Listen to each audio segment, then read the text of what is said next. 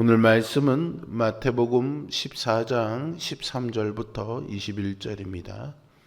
마태복음 14장 13절부터 21절입니다.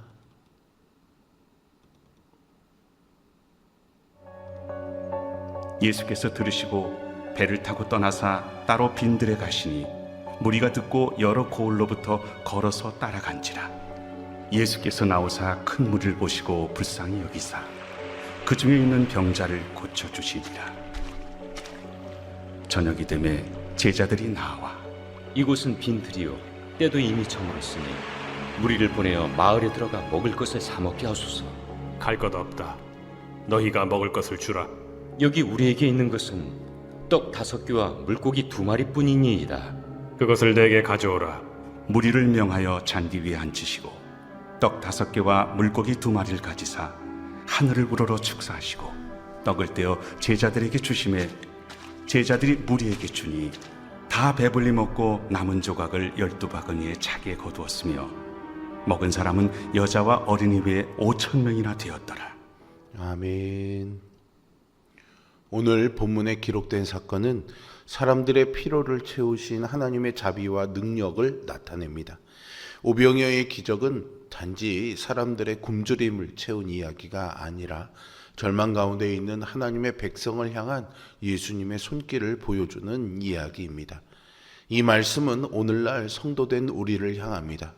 삶의 자리에서 경험하는 결핍의 두려움 앞에 우리는 어떻게 믿음을 지키며 살 수 있을까요? 먼저 성도의 결핍을 외면하지 않으시는 예수님을 기억해야 합니다. 예수님은 세례 요한의 죽음에 대해서 들으시고 배를 타고 떠나셔서 따로 빈들에 들어가셨습니다. 예수님께서 세례 요한의 죽음에 대해 애도의 마음이 있으셨을 것입니다. 긍휼과 안타까움이 있었을 것입니다. 그러나 세례 요한 이후에 보다 더 급진적인 하나님의 나라를 증거하시는 사역을 준비하시기 위해 주님께서는 따로 빈들로 가신 것이죠. 배를 타고 떠난 곳은 누가복음 9장 10절에 의하면 벳세다 근처입니다. 벳세다는 갈릴리 호수 북동쪽에 위치한 고을로 요단강을 기준으로 요단 동편에 있는 곳입니다. 이곳에서 예수님은 따로 빈들로 나갔습니다. 빈들은 헬라어 에레모스라는 단어를 번역한 것으로 원래 광야나 사막 같은 곳을 의미합니다. 무리는 예수님이 빈들로 가신 것을 듣고 여러 고을로부터 걸어서 예수님을 따라갔습니다. 이러한 모습은 출애굽기가 소개하는 모세의 모습과도 비슷합니다. 모세는 홍해를 건너 요단 동편을 향해 광야로 나갔고 이스라엘 백성들이 모세를 따라 걸어갔죠. 예수님도 배를 타고 요단 동편을 향해 광야로 나갔고 무리가 예수님을 따라 걸었습니다. 마태복음은 큰 무리를 향한 예수님의 마음을 불쌍히 여기심으로 소개합니다. 14절에서 예수님이 큰 무리를 불쌍히 여기셨다는 것은 마음 깊은 곳에서부터 연민이 우러나왔음을 의미하는데요. 여기서 불쌍히 여겼다라는 단어 스플랑크니조마이로 이것은 내장을 뜻하는 단어를 어근으로 하는, 그러니까 창자가 뒤틀어지는 정도의 동정을 의미합니다. 그냥 단순히 혀를 차면 안 됐구나 이 정도가 아니라 정말로 가슴 아파하고 내 몸의 고통처럼 아파하면서 불쌍히 여겼다라는 뜻이죠. 14절 하반절을 보면 예수님은 고통 중에 있는 자를 외면하지 않으시고 병든 자들을 고치셨습니다. 이것은 예수님을 따라다닌 자들이 대부분 병든 자란 것을 알게 합니다. 또한 멀리까지 예수님을 따라 걸었다는 것은 직업이 없거나 일용직으로 일했다는 것을 말해주죠. 건강하고 좋은 직장을 가진 자들은 예수님을 쫓지 않았고 병들고 가난한 자들이 예수님을 따라다닌 것입니다. 이 장면은 오늘 우리가 겪는 결핍과 고통 속에서도 동일하게 역사하시는 주님의 마음을 보여줍니다. 예수님과 함께하는 자는 모두가 다 문제를 가지고 나옵니다. 이때 건강이나 돈이나 관계의 문제를 가지고 나온 자는 그 문제가 해결되면 예수님을 떠나버립니다. 때문에 우리는 죄의 문제를 가지고 예수님을 따라야 합니다. 죄악의 문제는 아무리 떨쳐내려 해도 우리에게 떨어지지 않습니다. 오직 예수님의 대속하심만이 우리의 죄를 덮어 우리를 구원할 수 있습니다. 예수님은 우리의 결핍과 아픔을 누구보다 깊이 아십니다. 바쁜 일상과 마음의 짐으로 우리가 주저앉을 때조차 주님은 우리를 외면하지 않으시고 사랑으로 품어주십니다. 우리가 감당하기 어려운 슬픔과 두려움 가운데 있을 때에도 주님은 변함없이 우리 곁에서 함께하고 또 힘을 주실 것입니다. 주님의 마음을 기억하면서 모든 상황 속에서 예수님을 의지하는 성도로 살아갈 수 있기를 주님의 이름으로 축복합니다. 다음으로 결핍은 신앙의 성숙을 향한 여정임을 기억해야 합니다. 날이 저물자 제자들은 무리를 마을로 보내서 음식을 구하게 하자고 제안합니다. 당시에 예수님과 함께했던 자들은 여자와 어린이를 제외하고도 5,000명이었습니다. 빈들은 먹을 것이 없는 곳으로 제자들은 이들을 먹이기 위해 근처의 마을로 가서 먹을 것을 사 먹게 하자는 의견을 냈습니다. 마가복음 6장 37절, 요한복음 6장 7절에 의하면 이들을 먹이기 위해서는 200데나리온이 필요했습니다. 이것은 8개월치 노동자의 임금으로요, 매우 큰 금액이었죠. 제자들한테는 이런 돈이 없었기 때문에 가장 현실적인 대안으로 이들을 가까운 마을로 보내 각자가 돈으로 먹을 것을 사 먹게 하자는 것이었죠.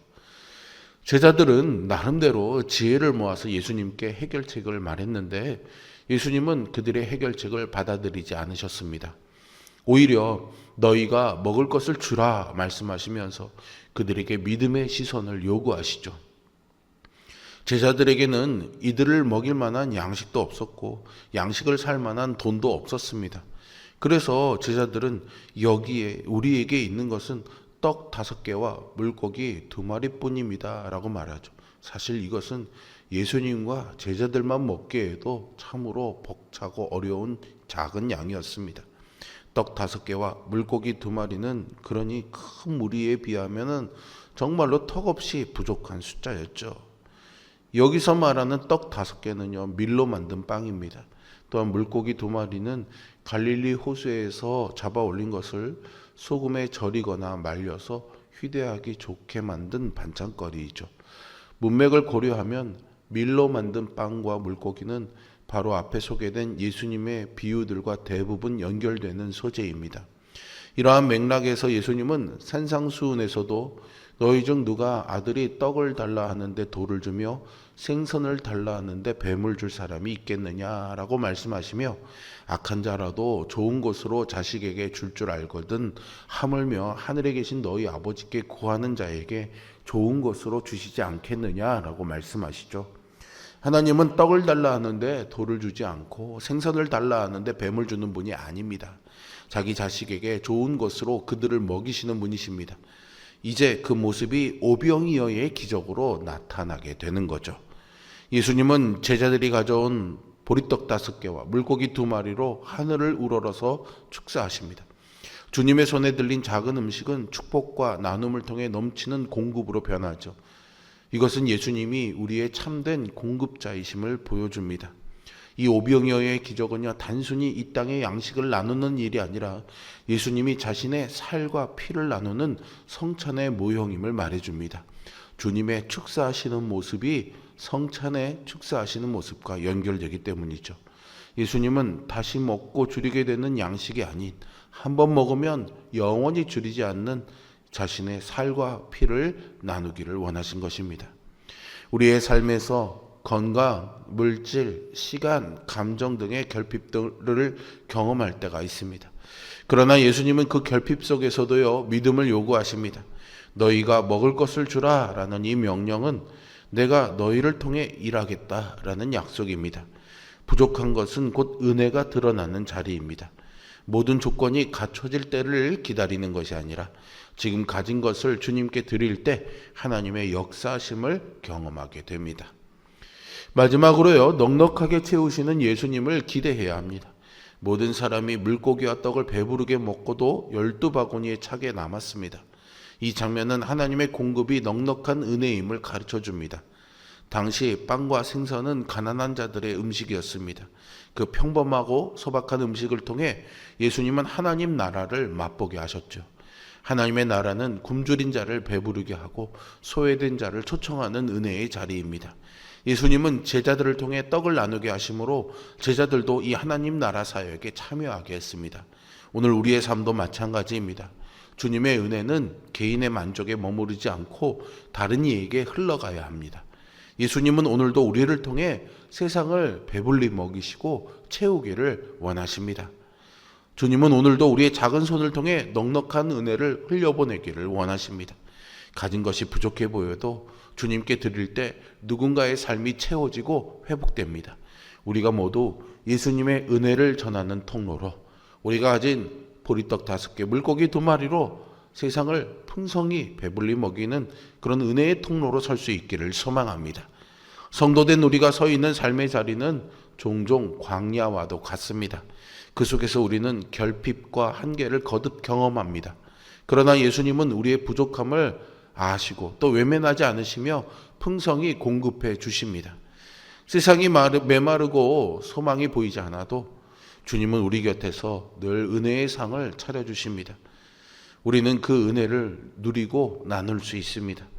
그러니 여러분 낙심하지 마십시오. 주님이 여전히 일하십니다.